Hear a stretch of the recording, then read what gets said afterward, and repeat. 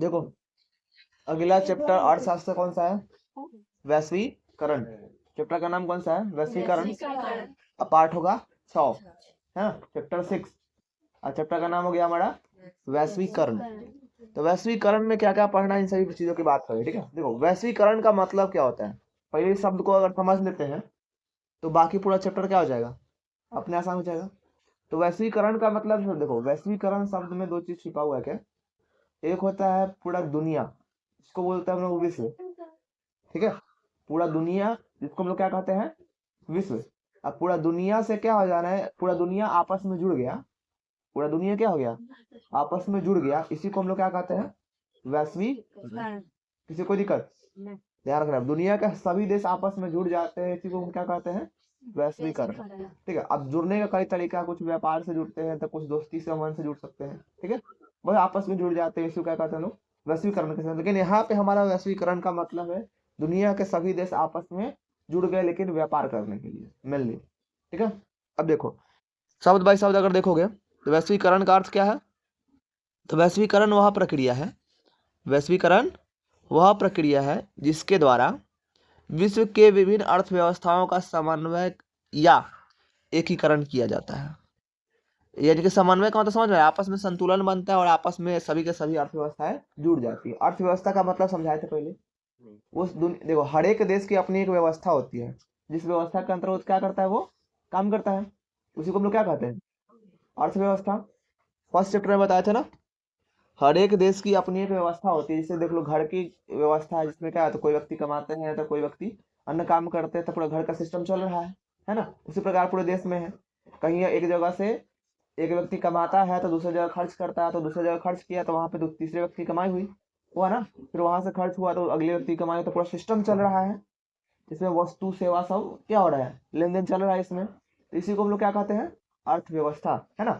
तो वही बोला जा रहा है कि दुनिया के हर एक अर्थव्यवस्था, दुनिया के जब अर्थव्यवस्था आपस में जुड़ जाती है, देख लो भैया, वैश्वीकरण वह प्रक्रिया है जिसके द्वारा विश्व के विभिन्न अर्थव्यवस्थाओं का समन्वय या एकीकरण किया जाता है। एकीकरण मतलब आपस में सभी के सभी जुड़ गए, आपस में सब जुड़ जाएंगे, इसी प्रक्रिया को हम लोग क्या कहेंगे, वैश्वीकरण।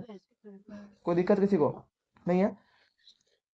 इसमें क्या होता है वैश्वीकरण में, वस्तुओं का, सेवाओं का, इसमें जिस प्रौद्योगिकी का, जिसको हम लोग बोलते हैं टेक्नोलॉजी, ठीक है।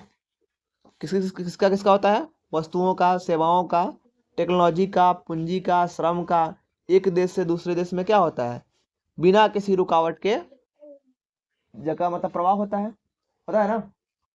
बताओ वैश्वीकरण में क्या क्या होता है, वस्तुओं का, सेवाओं का, टेक्नोलॉजी जिसको बोलते हैं प्रौद्योगिकी, टेक्नोलॉजी का, पूंजी का, श्रम, श्रम मतलब लेबर, बिना रोक टोक के एक देश से दूसरी जगह जाते रहते हैं। जैसे देख लो ना, अब यहाँ से लोग विदेश कमाने जाते हैं, जा रहे कि नहीं जा रहे हैं, बताओ। बिना वैश्वीकरण के कारण लोग को छूट मिल गया, एक देश से दूसरे देश में आसानी से जा सकते हैं, तो वहां पे श्रम का प्रवाह हुआ।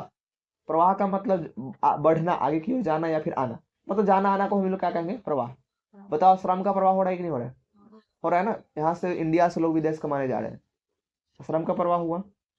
कुछ लोग जाते हैं अमेरिका, कुछ सऊदी अरब जाते हैं ना, इस प्रकार, तो वहाँ पे श्रम का प्रवाह हुआ। अब देखो वस्तुओं का सेवाएं कैसे हो रहा है। अब जैसे मान लिया कि इंडिया में कोई वस्तु बना और जाके अमेरिका में चाहे इंग्लैंड में जाके बिक रहा है, तो वस्तुओं का प्रवाह हुआ कि नहीं हुआ, हुआ ना। सेवाओं का भी इसी तरह प्रवाह होता है, ठीक है। पूंजी का भी प्रवाह होता है, कुछ लोग विदेश से लोग क्या आते हैं, दूसरे देश से लोग दूसरे देश में जाके पैसा इन्वेस्ट करते हैं, तो वहाँ पे पूंजी का प्रवाह हो रहा है, हो रहा है ना। तो यही क्या हो रहा है कि एक जगह से, एक देश से दूसरे देश में, इन सभी में से किसी का प्रवाह होता है बिना किसी रोक टोक के, तो किसके कारण हो पाता है, वैश्वीकरण के कारण। तो ये तो तभी हो पाएगा ना जब दुनिया के सभी देश आपस में जुड़े होंगे, तो सभी देश का जुड़ने की प्रक्रिया कहलाएगा वैश्वीकरण। अब वैश्वीकरण में सारी चीजें होती है कि मतलब वस्तु सेवा टेक्नोलॉजी लेबर जो भी है, पूंजी, सबका क्या होता है, बिना रोक टोक प्रवाह होता है, ठीक है। इसका उद्देश्य क्या है वैश्वीकरण का, तो वैश्वीकरण उद्देश्य मतलब वैश्वीकरण क्यों किया जाता है, मुख्य उद्देश्य, तो पूरी दुनिया को एक बाजार, पूरी दुनिया को क्या करना है, एक बाजार, जिसको बोलते हैं वैश्विक गांव में बदलना। और जैसे मान लिया जाए कि पूरी दुनिया ही बाजार बन जाए, अब इस देश के लोग उस देश में सामान बेच के चला है, ठीक है, उस देश के लोग किसी और देश में सामान बेच के चला है, ऐसे समझ लो। इंडिया गया, इंडिया का सामान किससे बिक गया? अमेरिका में। अमेरिका अपना सामान बेच लिया इंग्लैंड में, इंग्लैंड आके इंडिया में, फिर हो सकता है इंडिया कहीं और बेच ले। समझा रहे? इस तरह क्या दुनिया, अगर पूरी दुनिया आपस में जुड़ गया तो सामान कहीं भी बेचा जा सकता है, कहीं से भी खरीदा जा सकता है। तो वैश्वीकरण का अर्थ समझ में आ रहा है? तो उद्देश्य समझ में आ रहा है कि वैश्वीकरण क्यों किया जाता है? दुनिया के सभी अर्थव्यवस्थाओं को आपस में जोड़ने के लिए, मिलने, ठीक है। जिससे क्या होता है, पूरी दुनिया का एक बाजार बन जाती है, जिसे पूरी दुनिया जो बाजार होती है उसी को हम लोग क्या कहते हैं? वैश्विक गांव। समझ में आ रहा है? पूरी दुनिया ही जब बाजार बन गया तो क्या कहा जाएगा? वैश्विक गांव। सब गांव का गांव की तरह लगेगा, चलो अपने ही गांव में तो चल रहे हैं, ऐसा कुछ महसूस होगा। कोई दिक्कत इसमें? अब देखो, वैश्वीकरण को बढ़ावा देने के लिए देखिए, अब देखो पहले क्या था एक्चुअली, भारत की अर्थव्यवस्था जो है, भारत जो है दुनिया के अन्य देशों से नहीं जुड़ा हुआ था व्यापार के तौर पे अच्छे से। तो भारत में बाहरी पैसा नहीं आ रहा था, जिसके कारण भारत का विकास क्या था? स्लो था। यहाँ पे पैसा ही नहीं था, गरीबी ज्यादा था। समझा रहे ना? एक समय तो ऐसा आया था कि भुखमरी आ गया था। समझा रहा है? बाहरी पैसा आ नहीं रहा है, तो बाहरी पैसा जब तक भारत में नहीं आएगा तब तक ज्यादा इन्वेस्टमेंट होगा नहीं, और जब तक ज्यादा इन्वेस्टमेंट नहीं होगा तो इनकम कहाँ से होगा? यहाँ के व्यापारी भी बाहर जाके ज्यादा सामान नहीं बेच पाते थे। इन सभी चीजें क्या थी? रुकावट थी। तो अब सरकार ने क्या की, नई एक नीति बनाई। उस नीति का नाम क्या दिया? नई आर्थिक नीति 1991। सीधे समझ लो ना, आर्थिक नीति 1991 उसका नाम पड़ा। अब इसमें क्या क्या हुआ, सरकार ने इसमें एलपीजी लागू की। एलपीजी गैस मत समझना, एलपीजी का मतलब दूसरा होता है यहाँ पे, ठीक है। सरकार यहाँ पे एलपीजी लागू की थी। एलपीजी का मतलब क्या हम आगे समझाते हैं, फिर इसको देख लो। भारत में वैश्वीकरण की शुरुआत 1991 की आर्थिक सुधार नीति से मानी जाती है। यानी कि कब से हुआ है भारत में वैश्वीकरण की शुरुआत? 1991 के आर्थिक सुधार नीति, ठीक है। इसमें क्या हुआ था, तत्कालीन वित्त मंत्री डॉक्टर मनमोहन सिंह और प्रधानमंत्री पीवी नरसिम्हा राव ने इसे लागू किया था।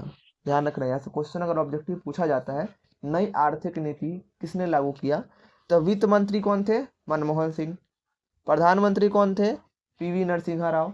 इन दोनों के मतलब क्या हुआ है, प्रयास से नई आर्थिक नीति जो है 1991 लागू किया गया।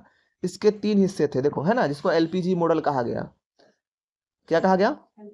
एलपीजी मॉडल, ठीक है। पहला हिस्सा क्या था? उदारीकरण।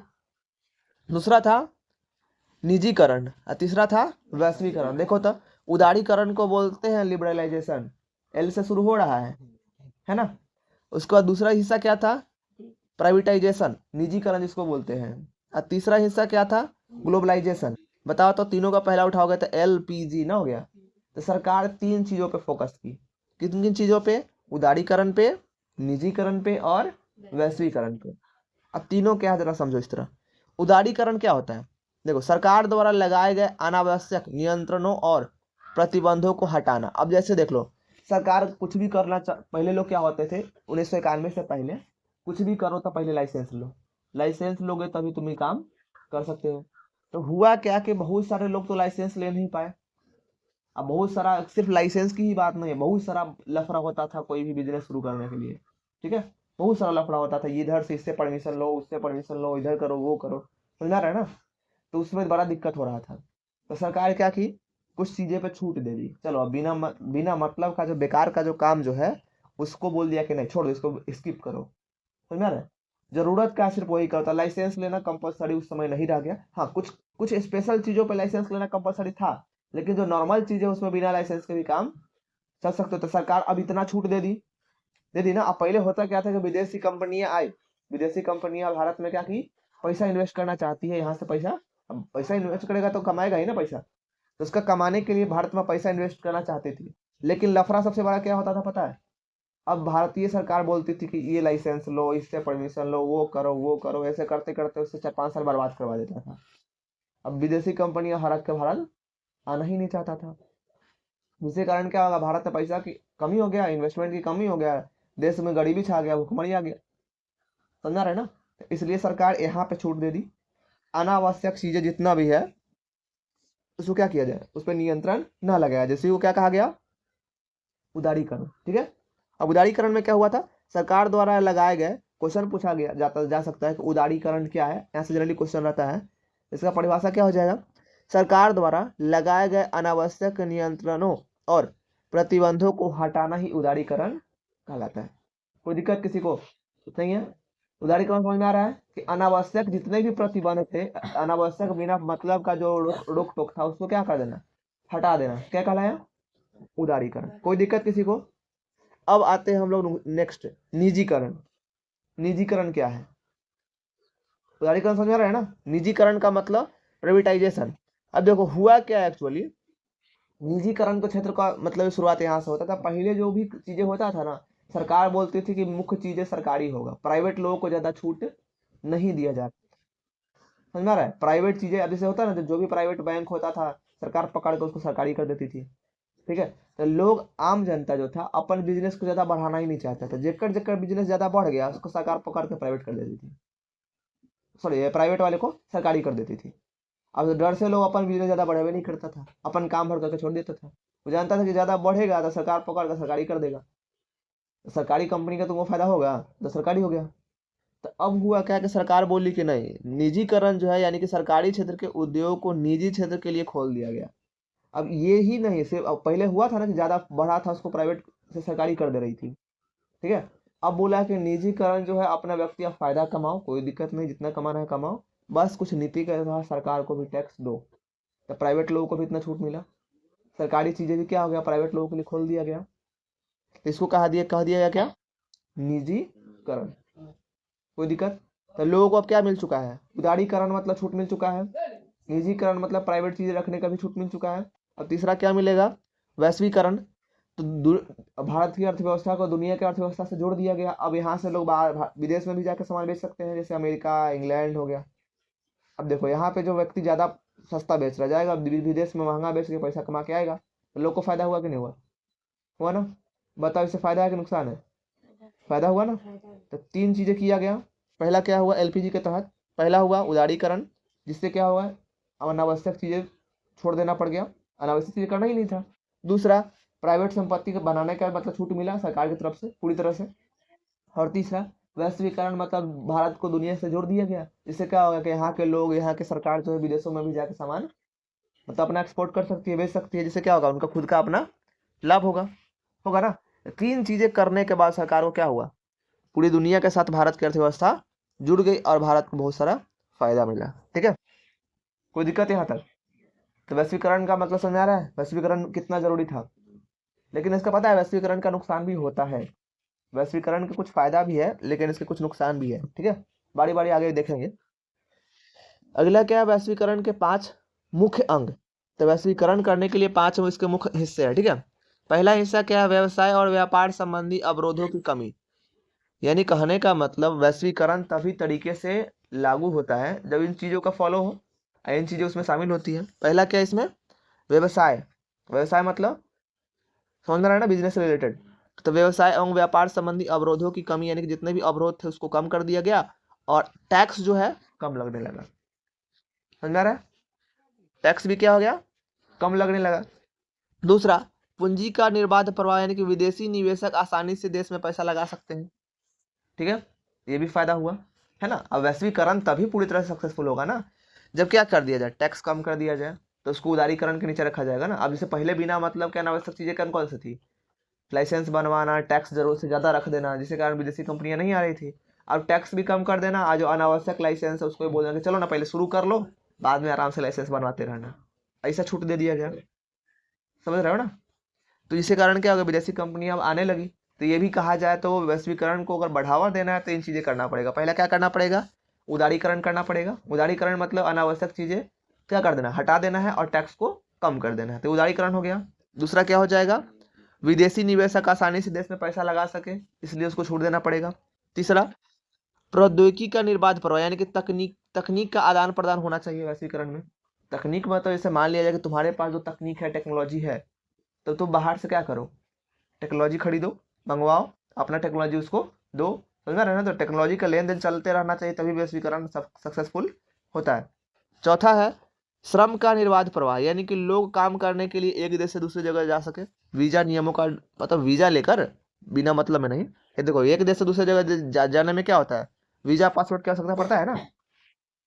तो इससे क्या है, लोग जब जाने आने लगे तो श्रम का प्रवाह होने लगा। समझ में आ रहा है? श्रम मतलब लेबर। अब जैसे मान लीजिए कुछ लोग यहाँ से दूसरे देश में जाते हैं काम करने, तो श्रम ही लेके जा अपना अपना श्रम ही करेंगे ना वहां पे, तो कह सकते हैं क्या कि श्रम का प्रभाव खुल गया। और पांचवा हिस्सा क्या था, पूंजी की पूर्ण परिवर्तनीयता, यानी कि अपनी मुद्रा को दूसरी मुद्रा में बदलने का आजादी हो गया। अब जैसे अपना रुपया है ना, तो कुछ लोग क्या करते हैं, भारतीय रुपया को जाके जो है अमेरिका के रुपया डॉलर से चेंज कर लेते हैं, तो वहाँ का उस रुपया का वैल्यू ज़्यादा है, ठीक है, भारतीय रुपया का वैल्यू उससे थोड़ा सा कम है, समझा रहे हैं। तो इससे क्या होगा कि अपनी मुद्रा को उसमें चेंज कर सकते हैं। तो वैश्वीकरण के ये सभी फायदे थे, ठीक है, यानी कि वैश्वीकरण को चलाने के लिए सब जरूरी भी था, फायदा भी कहो कहो तो एक तरह से ये जरूरी भी है। अगर ये चीज़ें होती है तभी वैश्वीकरण तरीके से चलता है, ठीक है। अब वैश्वीकरण में कुछ चीज़ें आती है, बहुराष्ट्रीय कंपनियां। बहुराष्ट्रीय कंपनियां क्या है, अब ऐसा समझो, कुछ कंपनी जो होती है अपने ही देश में व्यापार करके रह जाती है, अब कुछ ऐसी कंपनियां जो है अपने ही देश में व्यापार करेगी, दूसरे जगह पर भी व्यापार करेगी। जैसे मान लो एक कंपनी ऐसा है जो इंडिया में भी व्यापार कर रही है, ठीक है, अमेरिका में भी कर रही है, समझा रहा है, इंग्लैंड में भी कर रही है, रूस में भी कर रही है, सब जगह व्यापार कर रही है, समझ रहे हो ना। तो वैसी कंपनियां जो एक देश में नहीं कई देशों में व्यापार करती है, उसे क्या कहते हैं, बहुराष्ट्रीय कंपनी। यहाँ से क्वेश्चन होते हैं एग्जाम में, ध्यान रखना, ठीक है। बहुराष्ट्रीय कंपनियां क्या है, तो वैसी कंपनियां जो एक से अधिक देशों में व्यापार करती है उसे क्या कहते हैं, बहुराष्ट्रीय कंपनी कहते हैं।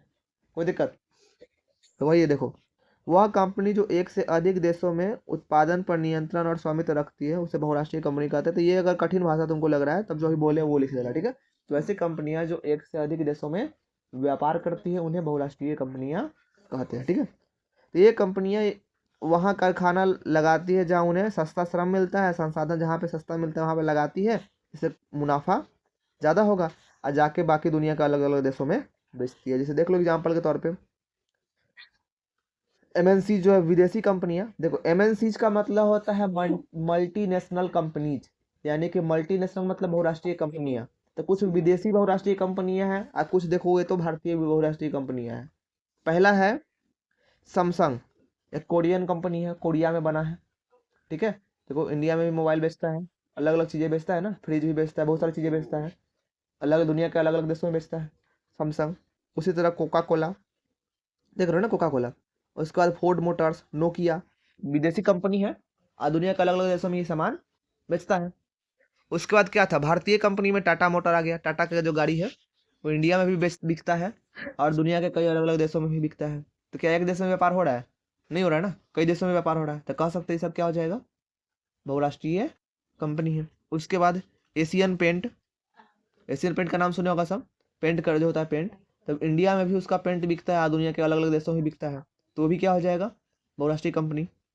इन्फोसिस, इन्फोसिस का नाम नहीं सुना होगा, ये टेक्निकल कंपनी है, बस ध्यान रखो कि ये भी क्या करता है, दुनिया के अलग अलग देशों में व्यापार करता है। उसके बाद है रैनबैक्सी, ये सभी क्या है, बहुराष्ट्रीय कंपनी है, क्योंकि ये सभी क्या करती है, दुनिया के अलग अलग देशों में काम करती है।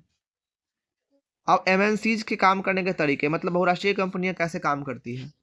एमएनसीज का मतलब क्या होता है, मल्टीनेशनल कंपनीज, मतलब बहुराष्ट्रीय कंपनियों के काम करने के तरीके। इसके तरीके क्या है, तो ये जो है स्थानीय कंपनियों को खरीदना, जैसे अमेरिकी कंपनी कारगिल फूड्स ने भारतीय परख फूड्स को खरीद लिया, समझ रहा है। जैसे मान लो विदेशी कंपनी आया, भारत में कोई कंपनी था सेम टू सेम काम करने वाला, उसको खरीद के अपने में शामिल कर लिया, जिससे हुआ क्या कि यहाँ पे इस कंपनी का जितना नेटवर्क था उसको मिल गया ना। अब जैसे मान लिया जाए इस गांव के जो जानकार व्यक्ति है उसको कोई भी बाहरी लोग आया उससे संपर्क कर ले, तो इस गांव का जानकारी उसको अपने आप मिलने लगेगा। तो सेम वही काम करता है विदेशी कंपनी, भारत में आएगा, यहाँ पे छोटी छोटी जितनी भी कंपनियां रहेगी उस सेक्टर से जुड़ा हुआ, उसको खरीद लेगा, उस सेक्टर की जानकारी अपने आप उसको मिलने लगा, और उससे बिजनेस उसका और क्या हो जाता है, बढ़ जाता है, समझा रहा है। बहुराष्ट्रीय कंपनियों को काम करने का ये तरीका होता है, कई और तरीके हैं, आप देख लो इसमें क्या करेगा। अब कई तो या तो खरीद लेगा और नहीं तो उससे जाके पार्टनरशिप कर लेगा, पार्टनरशिप से भी तो जानकारी मिल जाता है, साथ में फायदा होगा। तो क्या करता है दूसरा, ज्वाइंट वेंचर जिसको बोलते हैं, संयुक्त उद्यम, स्थानीय कंपनियों के साथ मिलकर काम करना शुरू कर देता है। जैसे देख लो हीरो होंडा पहले साथ में था, हीरो होंडा दो कंपनी था, ठीक है, आके दोनों आपस में क्या हो गया, ज्वाइंट कर लिया, ज्वाइंट करके साथ में भारत में कंपनी बनाया, मतलब साथ में काम किया, दोनों जुड़ गया ना। उसी तरह मारुति सुजुकी ज्वाइंट वेंचर से काम किया, समझ में आ रहा है। तो ये सब क्या होता है, तरीका होता है किसका, बहुराष्ट्रीय कंपनियां का, यानी कोई ऐसी कंपनियां जो कई देशों में काम करती है, वो सब इसी काम करता है जल्दी दूसरे देश में जाके। छोटे उत्पादकों को ऑर्डर देते हैं कपड़े जूते बनवाना। अब ऐसे देख लो, अभी बहुराष्ट्रीय कंपनियां सब कुछ थोड़ी करती है। अब ऐसे मान लिया कि बहुत बड़ा कंपनी है, ठीक है, अब जूता बेचती है, तो क्या करेगी पता है तुमको, यहाँ के इंडिया में जो छोटा छोटा जूता बनाने वाला लोग होगा, उसको कहेगा ये काम कीजिए, मेरे लिए जूता बनाइए। वो जूता बनवा लेगा, और जब बना के दे देगा इसको, तो कहेगा कि इस पर लोग लेबल हमार लगाइए। समझ में आ रहा है, अपन लेबल लगवा बनवाएगा किसी और से, और लेबल अपन लगवा देगा उससे, और तब बेचेगा। समझ में आ रहा है, तो बहुराष्ट्रीय कंपनी ऐसा भी काम करता है, अपने सब कुछ नहीं ना बनाता है, लोकल आदमी से, छोटे छोटे बिजनेस फैक्ट्री वाले हैं, चाहे छोटे छोटे उत्पादक हैं, उससे क्या करता है, ये अपना सामान बनवाता है, बस अपन लेवलों पे खरीद लगा देता है, अब बेचता है उसी को।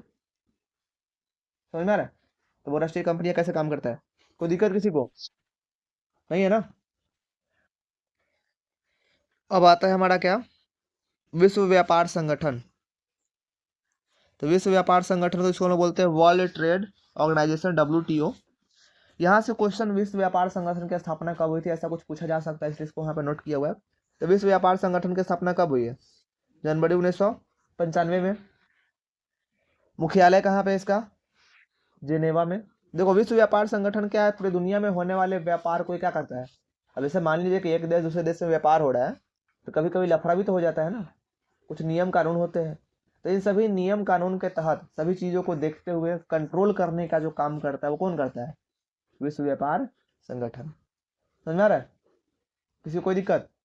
तो इसका मुख्यालय कहाँ पे है, जिनेवा में। तो जिनेवा में इसका मुख्यालय है। अब विश्व व्यापार, जैसे मान लो कि इंडिया किससे व्यापार कर रहा है, मतलब भारत अमेरिका से, ठीक है, कभी क्या करता है इंग्लैंड से, कभी रूस से। तो इस सभी को देख रेख करने का जिम्मेवारी एक तरह से कह लो किसके पास है, कि कोई लफड़ा ना हो, आपसी लफड़ा हो तो इसको सुलझाया जा सके। तो ये सभी व्यापार संबंधित लफड़ा कौन देखता है, विश्व व्यापार संगठन। समझ रहे हो ना, जैसे गांव का लफड़ा कौन देखता है, मुखिया जी देखते हैं ना, या सरपंच साहब, है ना। उसी तरह कहा लो तो पूरे देश भर का लफड़ा देखने वाला मुखिया सरपंच कौन हो गया, विश्व व्यापार संगठन। कोई दिक्कत नहीं ना है।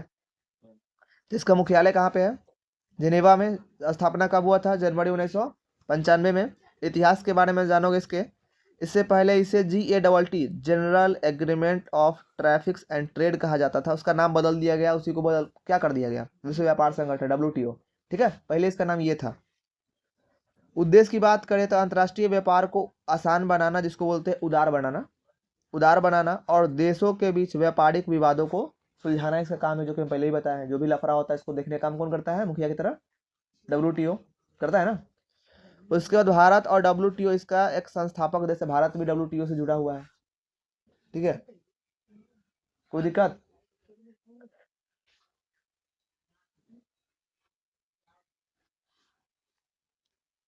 देखो वैश्वीकरण के कारक की बात करें तो पहला आता है प्रौद्योगिकी में प्रगति। प्रौद्योगिकी समझते हो, टेक्नोलॉजी रे, पहले तुम्हारे पास वैसे टेक्नोलॉजी नहीं था, ठीक है, प्रौद्योगिकी नहीं था।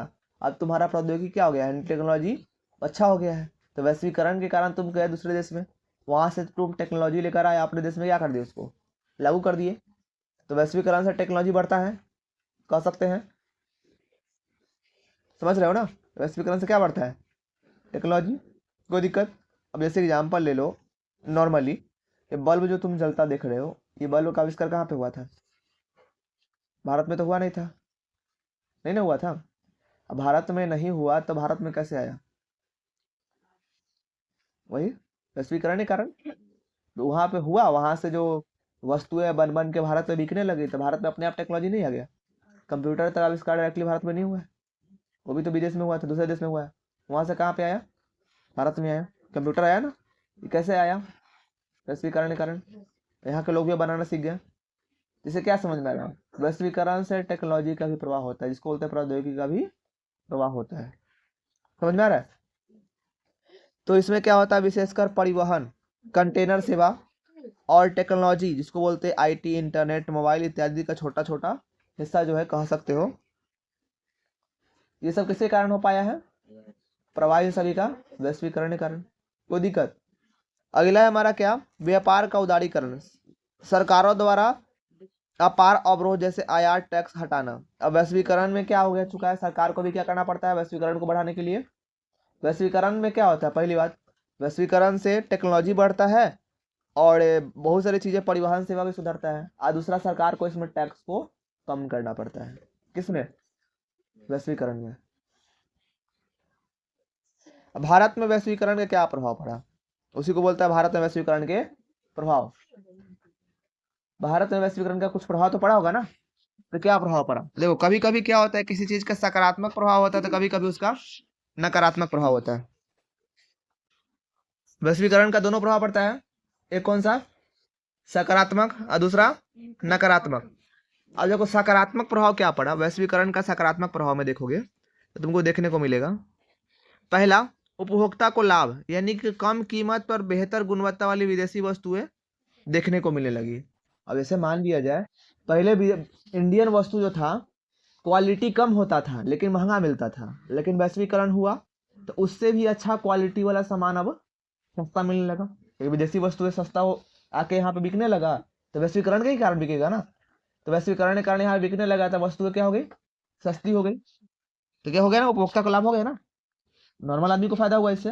तो क्या हुआ फायदा, जैसे मोबाइल, कार, इलेक्ट्रॉनिक्स, ये सब जो है क्या हो गया, सस्ता मिलने लगा।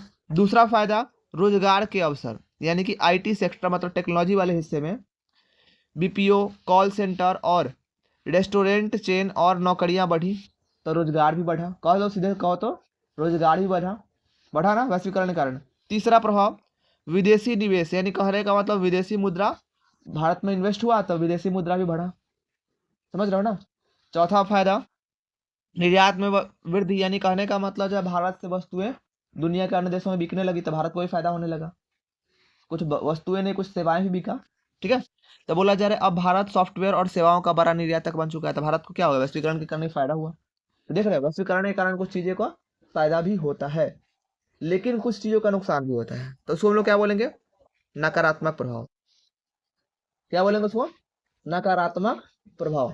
नकारात्मक प्रभाव इसका क्या है, देखो। तो पहला है लघु और कुटीर उद्योगों का पतन। अब देखो वैश्वीकरण के कारण जितनी भी विदेशी कंपनियां जो है भारत में आकर सामान बेचने लगी, तो भारत की खुद की अपनी छोटी छोटी जो कंपनियां हैं उसका सामान नहीं बिकेगा, नहीं ना बिकेगा। अब जैसे मान लीजिए कि अच्छा क्वालिटी का सामान वो लोग देने लगेगा और उससे कम पैसा में, तो तुम लग जाओगे उसको खरीदने, नहीं ना खरीदोगे। अब इसे भारत में क्या कर, मेनली लोग हाथ से कपड़ा बिनते थे, क्या करते थे, हाथ से कपड़ा बिनते थे, तो उतना अच्छा क्वालिटी नहीं होता था, कभी इधर से सूत निकल गया था, कभी उधर से, कभी हाथ से, तो गलती हो ही सकता है।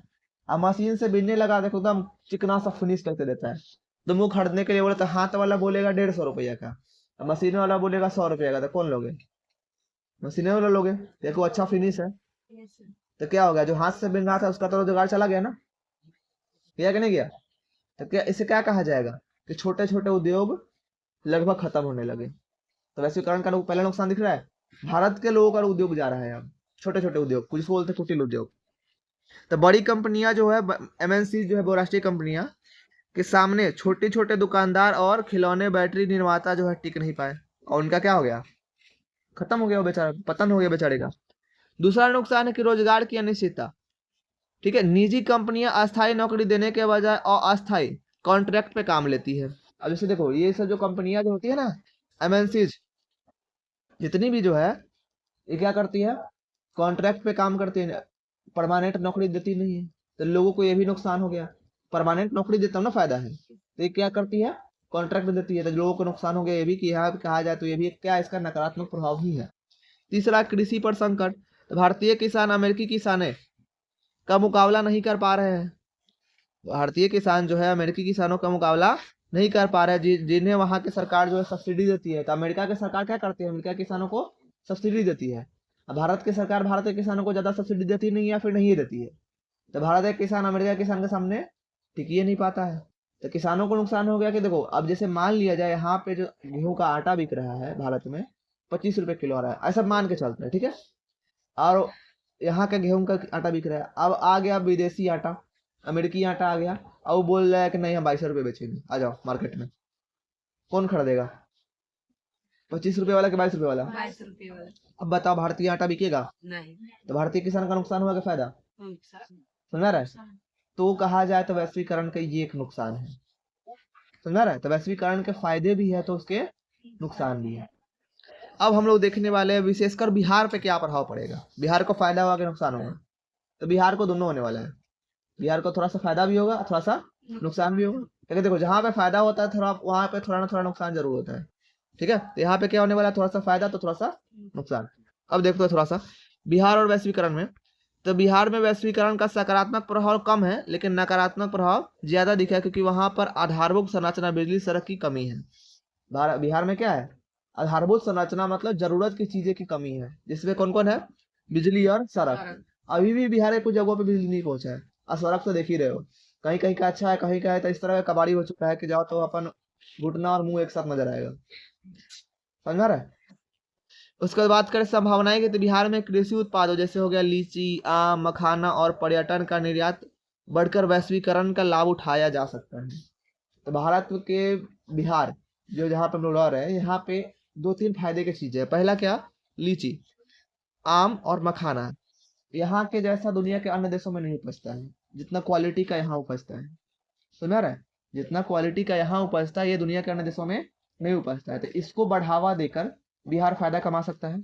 और दूसरा, पर्यटन को बढ़ावा देकर, पर्यटन मतलब घूमने के क्षेत्र को, तो घूमने का क्षेत्र बिहार में बढ़ा दिया जाए तो विदेशी लोग और भारत के अन्य लोग भी यहाँ पे आ सकते हैं। तो यहाँ की कमाई क्या हो जाएगी, बिहार की कमाई बढ़ जाएगा। तो बिहार यहाँ से फायदा कमा सकता है, लेकिन अभी तक कमाया नहीं है। समझ में आ रहा है? अभी तक कमाया नहीं, लेकिन कमा सकता है। लेकिन बिजली सड़क की कमी है, जिसके कारण बिहार को वैश्वीकरण का नुकसान हो गया है। कोई दिक्कत? तो ये था हमारा क्या, इस चैप्टर का टोटल कॉन्सेप्ट। ये चैप्टर हो गया यहीं पे हमारा खत्म। हम लोग करेंगे नेक्स्ट चैप्टर शुरू। कोई दिक्कत?